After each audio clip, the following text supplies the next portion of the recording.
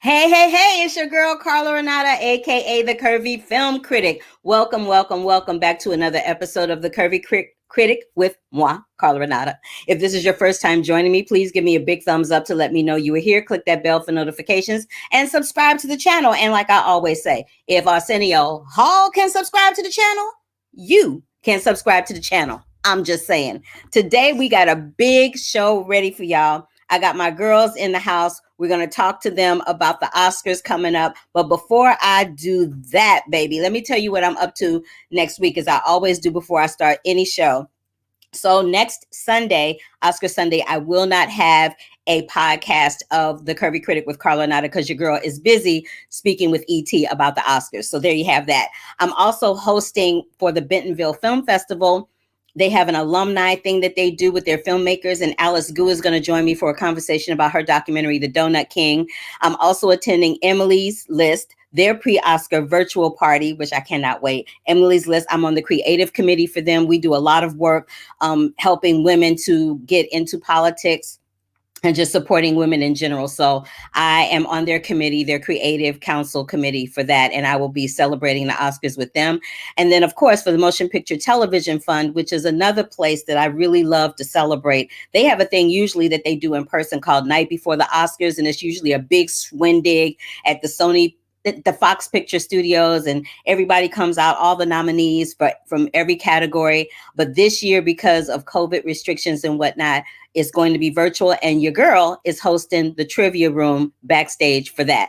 I'm also, like I said, hosting the backstage virtual room with my girl Angelique Jackson for the Film Independent Awards. How did I know when we took this picture that we would be hosting that event together? Serendipitous, right? Okay, yeah.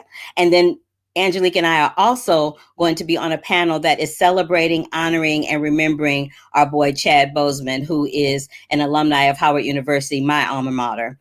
And then, of course, like I said, I'll be joining Entertainment Tonight for the Oscars and their conversation about who won, who snubbed, what, all that good stuff. So I just wanted to get all of that out of the way and let the rest of this half hour be for my girls. And I'm going to introduce them one at a time. First up is my girl, Amanda Salas, who is the Fox 11 LA entertainment reporter. Love her so much. And then we'll be joined by Nikki Novak, who works for Fandango, and she's all over the place. Y'all see her on national TV everywhere. I'm like, Nikki, could you just go sit down somewhere, girl? Just go sit down somewhere. I see her everywhere I go. And then, of course, we'll have them here in the flesh. And then due to internet issues, my girl Grae Drake will be joining us by audio only. But let's bring to the stage Amanda Salas. Nick! Hey!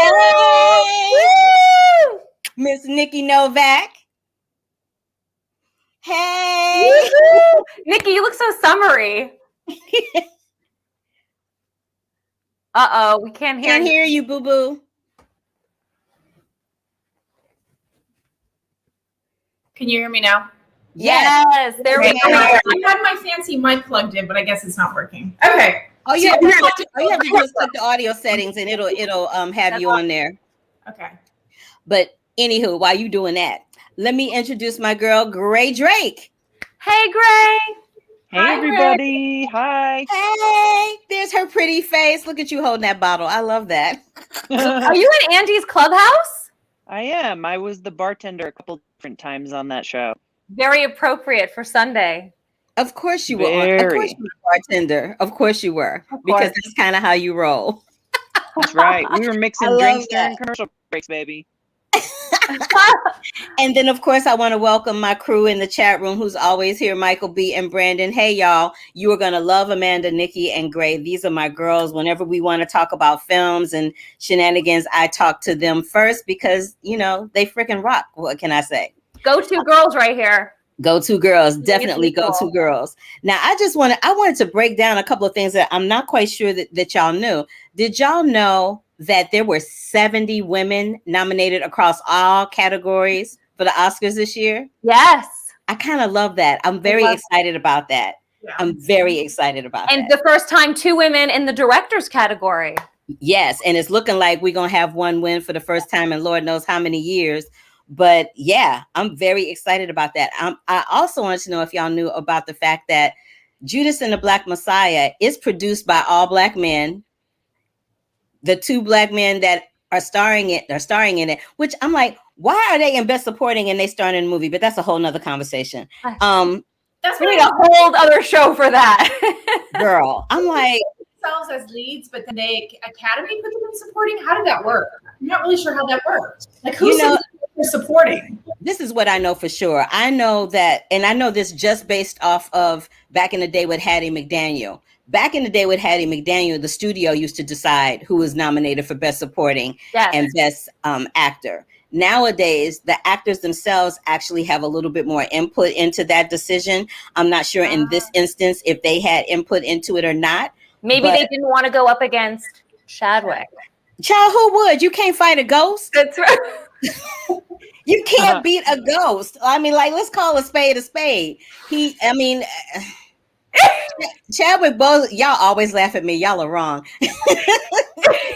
Y'all are, and I know we can't see Grae, but I know she's over there. We just were on that.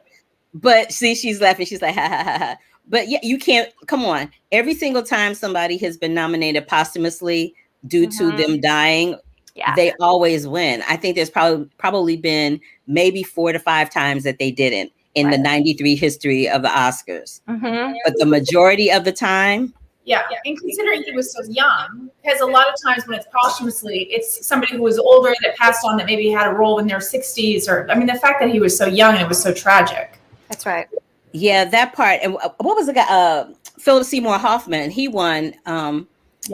He won, or he was nominated when he passed away, and then Heath Ledger won, and he was really young too. So I think that things will probably swing a certain way because of that, but we'll get to that in a second. Let's just talk about Best Supporting Actor first. So this is what we're going to talk about. We're going to go down the list. We're going to talk about our picks for Best Supporting Actor and Actress. We're going to talk about our picks for Best Actor and Actress, and we're going to talk about our picks for Best Picture and Best Director. Capiche? Yeah. And I brought my tiny top hat. To give it away. One in each category. You did not just throw out that top hat. Ooh, girl, you are funny to me. I cannot with you. All right, let's get into the Best Supporting Actor category, and I'll start with Nikki first. Who do you think? I think this is locked up. It's Daniel Kaluuya, and nobody else has a chance. He's won everything so far: the DGA, the SAG, the Globe, Critics' Choice. There's no way they're going in any other direction. And I think a lot of people thought he should have won for Get Out. I think people remember that role. I think sometimes it's a body of work, and the fact that the Academy, it's the body of work as well as the role and timing. And I think there's nobody else in this category. I don't think. What do you guys think? So I agree with you. I'm going to piggyback Novak with that prediction. But I have to say that if there was going to be somebody that would give Daniel a run for his money, it would be his co-star Lakeith. So I think the two of them dominate that category as nominees for that film, Judas and the Black Messiah. I agree Grae, what do you your think? Choices. I agree with your choice. I think Daniel Kaluuya, but I think that it bears mentioning that Sasha Baron Cohen for Trial of the Chicago 7, he was flawlessly cast, and he also had another Oscar-nominated movie that people loved. So I wouldn't be too surprised if we got a surprise in this category, even though Daniel has won everything and very well deserved. I don't know, man. Sasha, he's still up there. This is what I have to say about all of that. I agree with everything everybody said. And this is an instance that I want to point out that happened in the past where I was in the Oscars press room and people gagged.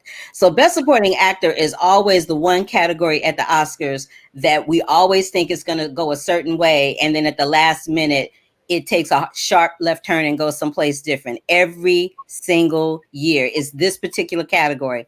I don't know why. I have no idea why. But I remember being in the Oscar press room the year that everybody thought Sylvester Stallone was going to win, and they called Mark Rylance's name. And Sylvester Stallone won everything leading up to that point. And then they called Mark Rylance's name, and people gagged and were scrambling, trying to figure out what questions they were going to ask him because they knew that they were going to bring him back to that press room, and nobody had prepared to ask him a question.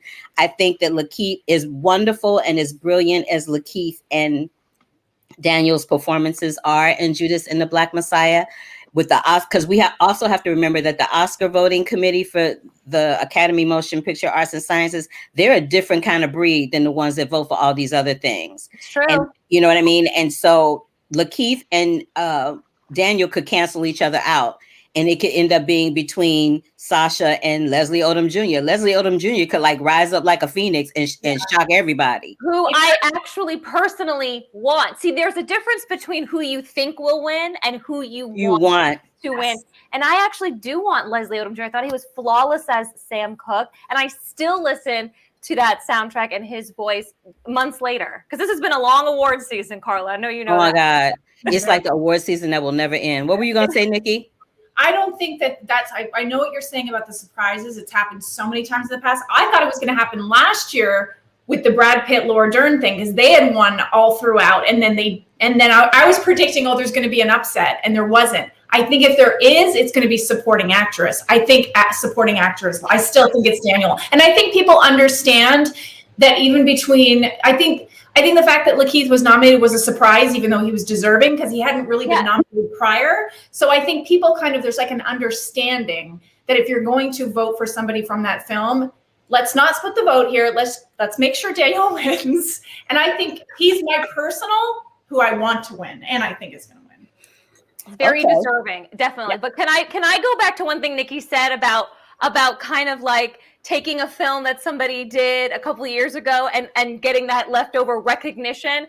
Yeah. I bring you in. I'm sorry. I'm really passionate about this. I am this close to having a petition made for Glenn Close. Okay. The wife, I'm sorry, but I feel like she should have won. And so say what you want about Hillbilly Elegy. I am going for Glenn.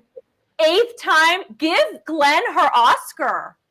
Just have to say. Oh God, Amanda, you're right, but please don't give it to her for this movie. The disdain in your voice is just dripping. I gotta say, unpopular opinion here. Oh my God, I don't think Hillbilly Elegy was that bad. I know critics trashed it. I liked it. I liked it too. Thank you. I found the only 3 people in the Critics' Choice Association that liked it. Thank you. I liked it too. All right, let's get through these other ones. Who are we going to talk about for Best Supporting Actress? Well, I mean, I said what I said. You said what you said, and you meant what you meant. How about you, Nikki? I think Yoo Jung-yoon is going to win. The fact that she won the SAG, and people don't really know her in America, and this is voted on by a lot of actors. I know some of them are international, but I really thought that was a surprise, and that was an indicator that there is support behind her. I think it was the most sweet role that people really loved her and fell in love with her, and she's kind of got the momentum going into it. I would be so happy if Glenn won too. I liked both of them. I do too. Glenn won. I think I've heard, though, here's a little thing that I've heard, that she's working on a film right now that she's going to win Best Actress next year. Glenn Close. Put it in writing. Put it in writing. Give Glenn her Oscar. Okay. Jung-yoon. Grae? Yeah. Man, I would love it. I love any recognition for Minari. I think it's such a great movie. And Yoo Jung-yoon is really, really, I think she has the edge right now. But every time there's a question, I always think about how the Oscars love giving awards to movies about Hollywood. So you can't discount Amanda Seyfried for Mank. Yeah, I think this is what I'm going to say. I just feel like this whole Oscars ceremony is like all up in the air. Like, we don't really know where the chips are going to fall. I mean, Yoo Jung-yoon has consistently won in this category, and I agree with everything that everybody said. I loved Amanda Seyfried in Mank. I wasn't crazy about that movie, but I liked her. Right. And I was not crazy about that movie, but I liked her in it because I thought she was really good. It showed me that she can now handle grown-up roles as opposed to being like, the daughter in Mamma Mia. I agree with that. Feels about that top hat she's wearing, considering that you brought your top hat. I think it's a win either way. Minari was such a great film. I mean, I think there's no. there really is no losing in this category because we're celebrating women who deserve to be celebrated. This is true. And this is the other thing.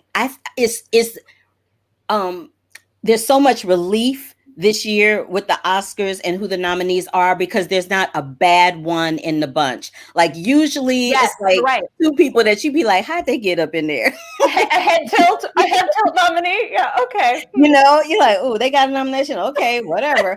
You know, every year there's usually somebody like that, but not this time. This time we're like, no, this one should get it. No, that one should get it. We're like fighting because there's so many good performances. Let's swing it around to Best Actor. I didn't say what I have to say about Best Actor, but I'll let y'all chime in. Let's start with Grae first this time. It's definitely Chadwick for sure. His performance in that movie was so incredible. It gave a stage play so much energy, and I think it's one of the best things he's done out of a career of incredible accomplishments, and I loved watching him. Also, why is that movie not nominated for Best Picture, you guys? Like, what is that up? You know, as a picture as a whole, and no shade to George C. Wolfe, who I adore, and no shade to Ruben Santiago Hudson, who did the screenplay, who I adore. I just felt like of all of August Wilson's plays, this one didn't translate to the silver screen as strong as Fences did for me. Really? No. And I feel that. Yeah, and I feel like because and this happens with a lot of August Wilson stuff. Well, not a lot, but with this one in particular, because it's titled Ma Rainey's Black Bottom, a lot of people went into it thinking it was going to be about Ma Rainey, and Ma Rainey is in like 14 minutes or 20 minutes of the film. So I just feel like of all of August Wilson's pieces, that's probably those reasons are some of the things or some of the contributing factors to why it wasn't nominated for Best Picture. But I'm not saying it's a bad picture. I'm just not saying it wasn't one of the best pictures. Fascinating, because I actually liked this adaptation a lot better than Fences, and I was absolutely riveted by Chadwick, and I'm really looking forward to another beautiful speech by his widow. Oh, I know. Isn't she lovely? So Ma. Speaking of family, right? I heart my mommy. I heart. Anywho, Nikki and Amanda, what do y'all have to say? Amanda, you go first. I have a personal connection with his performance because knowing that he was battling cancer while filming this role, as somebody who has had cancer and took medical leave to heal and take that time, knowing because if I didn't know he had cancer, I still would have thought, what an amazing performance. But knowing that extra facet that we know that he was going through the battle during that time, I mean, it just gives me goosebumps, and it makes me love him not only as an actor, as a warrior that much more. And I think he's more than award worthy for that. Nikki? Make me cry, girl. Don't make me cry. Don't do it. Nikki's like, let me get it together. I had to keep it 100. She's like, let me get it together. Number one, he will win. But number two, I agree with what you're saying. And then watching the movie, knowing that, you felt it propel him. Didn't you feel that energy of somebody who was giving the performance of his life, that he knew the stakes, and it was like this extra energy that was you felt it. You felt the magnitude of everything. So I'm gonna get all sad. I just want to give one shout out though to Anthony Hopkins, because that performance, he's 83 years old. Let's not forget. He's 83 years old. He was incredible in that movie. For anybody who's had a family member experience Alzheimer's, the way that it portrayed, I love the way the story was told from his perspective, because nobody's ever told that story before. We've seen films, even in the past year, about Alzheimer's, but nothing that sort of shows you what that person is going through and that mental confusion. Yes. And he was utterly brilliant in it. He won't win, and I thought it was adorable that when he won the BAFTA, he wasn't even there. He was off painting. and they had to like tell him he won. And he came back and did the press room, and he was like, "I'm sorry, I was just, painting in my garden." That's pure comedy. He's like, I have one of them things. It's all good. Right? He's 83. He's like, been there, done that. I agree. He is 83 years old. And if the Oscars, if nothing else, has always proven that there's a sentimentality factor there. But in this particular case, it's a sentimentality times two. There's a sentimentality for Chad, and there's a sentimentality for Sir Anthony. So there may be a tie. I'm saying that this particular Oscar season is going to be really unpredictable. I have a personal affection for Chadwick Boseman because I, like he was, am a graduate of Howard University. So to have my alma mater, to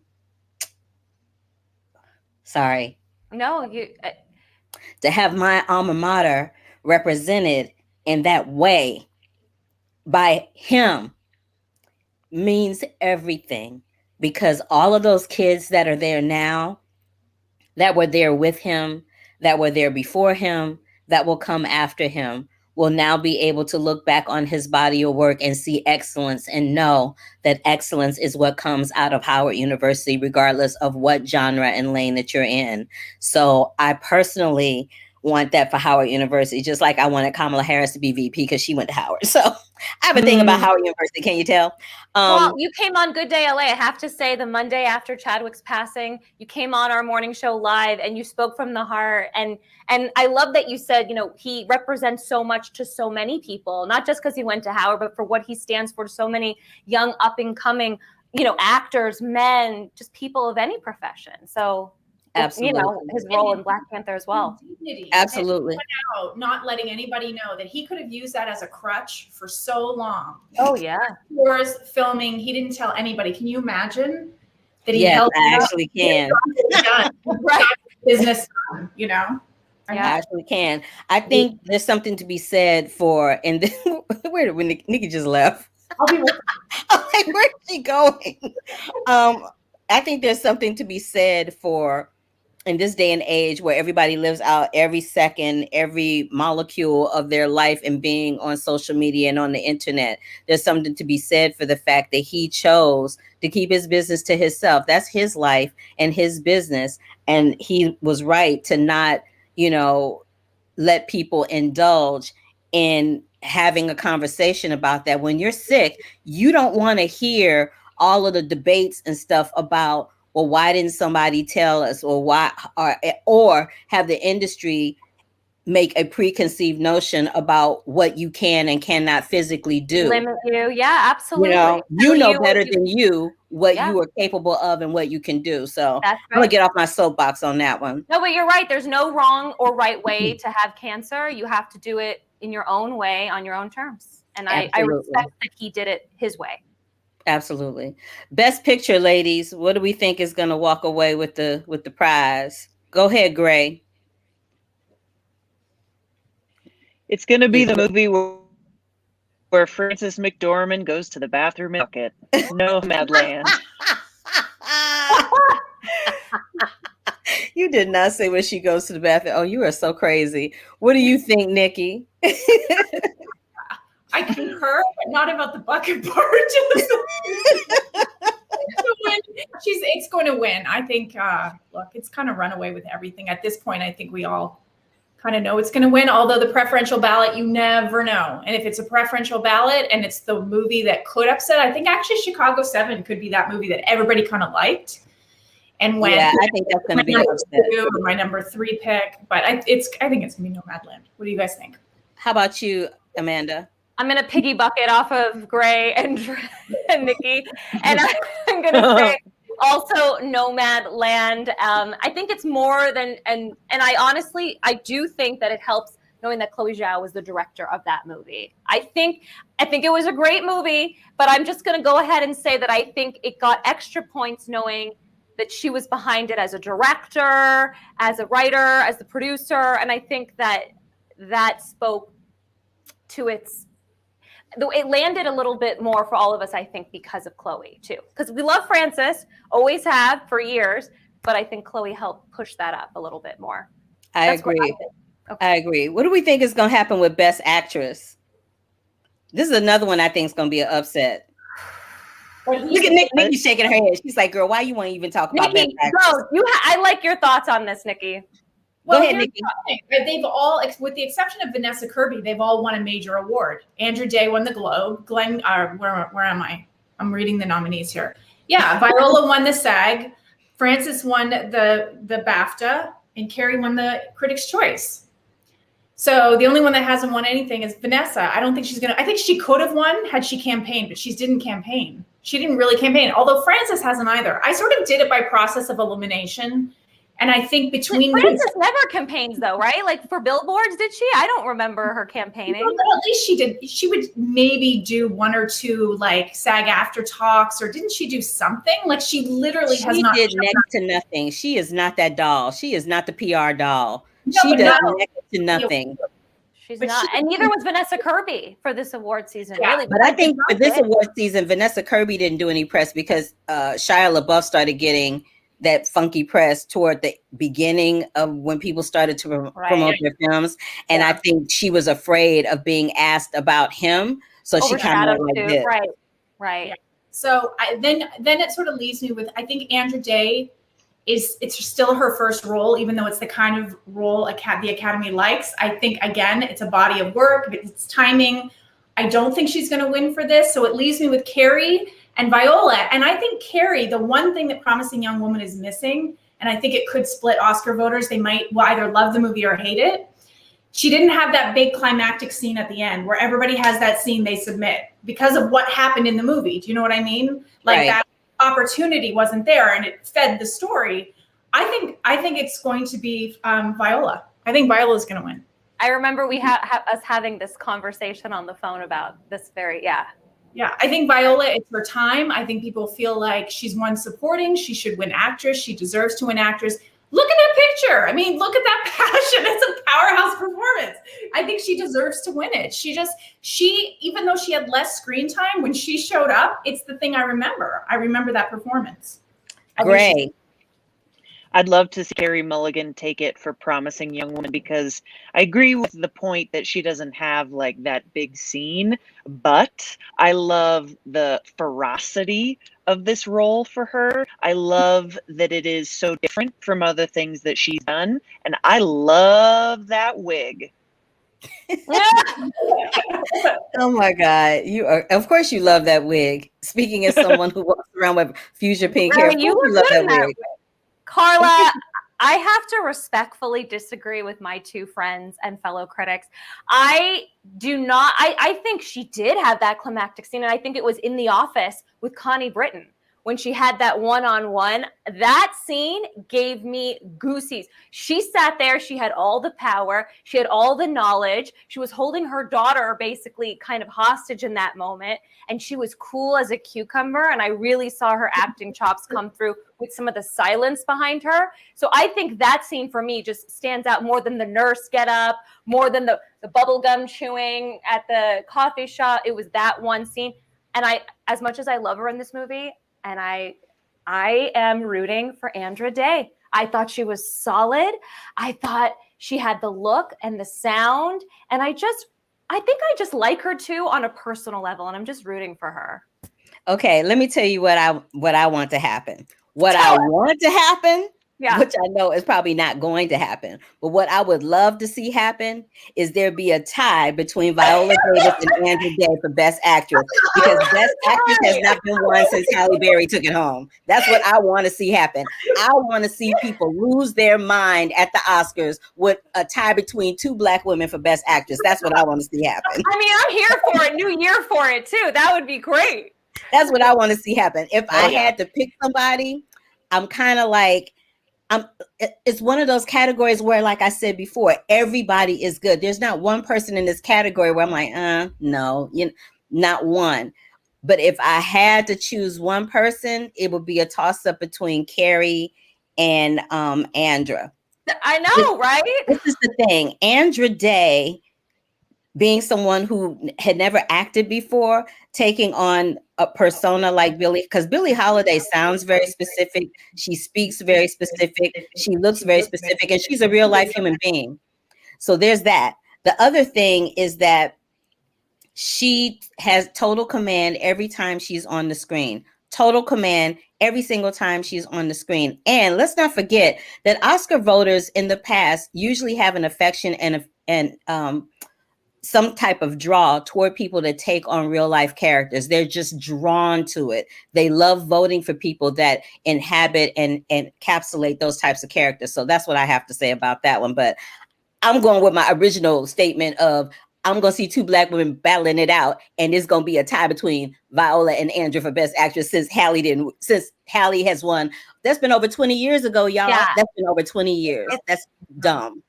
It's time. But I still remember that dress. Who remembers Hallie's dress? That sheer floral with the brown. Yes, it was beautiful. My gosh, yeah. It was a beautiful dress. Okay, Best Director. I think we all know how that's going to go down.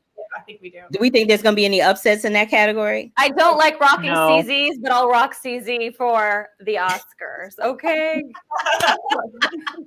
So I think it's safe to say that we all think Chloe Zhao is going to walk away with that. She's been the most awarded woman during this award season. She's won almost literally every category, every award that she's been nominated for this award season across the board. So for her not to walk away with Best Director would be like, hold up, wait a minute, what?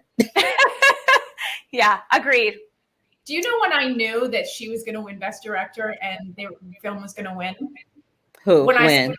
Don't you think that trailer, you were like, okay, there's your winner. When that trailer came out, remember it was just the one that sunset and her just walking across. It was like, okay, there you go. That's it. I actually, for the longest time, thought Regina King had a chance, and then I remembered. I was like, oh. And then as the season started to progress, I started to see that was less and less of a possibility, and I was really sad about that. But very sad. But you know what? If nothing else, she'll get more directing opportunities. Her being nominated and her being acknowledged for her directing talent, if nothing else, it's opened up more opportunities for her to do that if she chooses to do so. So that part. Well, ladies, I think we didn't get to animation or anything like that. But if we were going to pick an animated film, which one would you throw out there? Soul. Grae? Wolf Walkers was amazing. The art was incredible. The story was phenomenal. I'm in the Wolf Walkers camp too. Although a Howard University graduate did the screenplay for Soul, Kim Powers. I know I'm always talking about Howard University. Y'all, I'm like Howard HU all day long. HU, you know what?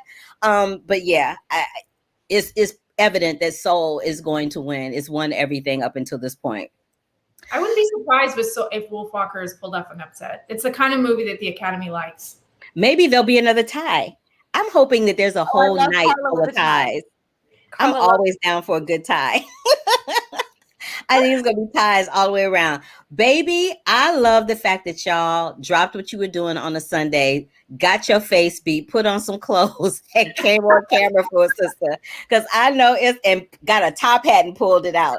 Because I know it's hard on a Sunday. The whole day has gone by and it's 5 o'clock and you're like, ooh, I got to put on some clothes. I got to put on some makeup and I got to talk about movies.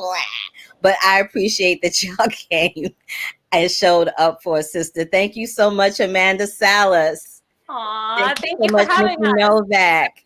Thank you so much, Grae Drake. Go around the room, ladies, and tell everybody where they can find you. We'll start with Amanda first. You can catch me weekdays on Fox 11 Good Day LA from 6 to 10 a.m. And you can follow me at Amanda Salas on social media. Nikki? And, Nikki Novak on all the social media handles. And I am with Fandango. But like you said, Carla, I kind of pop around on different shows. So she's everywhere, y'all. If you turn on your national news anywhere and they talking about a movie, you're going to see Nikki Novak. I'm just saying. Nikki. Like, leave some for the rest of us, girl. Anyway, Grae. Grae. I'm on social as Grae Drake. You can hear me weekly on the Kid Critic morning show and syndicated all over the country. You can find me before the Oscars on ABC doing pre-show and pre-show. And I'll see you online. I love you, ladies. And all four of us will be on Good Day LA the Friday before the Oscars in the 9 a.m. hour. That's right. The day before the Oscars, Yay. you can see all four of us. The movie mavens, baby. Taking and breaking it. Hey, I'm going to kick all of y'all out of the studio and say goodbye to everybody. But thank you, Amanda. And you're going to go first. Bye. Bye, Nikki. Bye, Grae. All right, you guys. I loved having my girls here. They are lovely. And we actually kind of kept it on time because usually we can go and go and go and go and go. But I made the categories short and to the point. Thank you, Brandon, Michael B. I think Kenneth was in here for a little while, but thank you so much for joining us for this edition, this Oscar prediction edition of the Curvy Critic with Carla Renata, episode 161. Again, like I said, I will not be here next week because I will be doing the Oscars for Entertainment tonight, but hold up, wait a minute. When I come back on May 2nd, I have an interview with Cron Moore, who is from Tyler Perry's BET TV series, The Oval. And we're going to be talking about some special things that she's working on. Maybe she'll give me a few tidbits about what's happening on The Oval, maybe drop, a couple of nuggets here and there. But again, thank you so, so very much. If this is your first time joining me, give me a big thumbs up to let me know you were here. Click that bell for notifications. If you are on YouTube, subscribe to the channel. And like I say at the beginning and at the end, if Arsenio Hall can subscribe, you can subscribe too. All right. Until the next time, wash your hands, stay safe, get that vaccine if you can, drink lots of water, and love, peace, and hair grease, and deuces till the next time, y'all. Bye.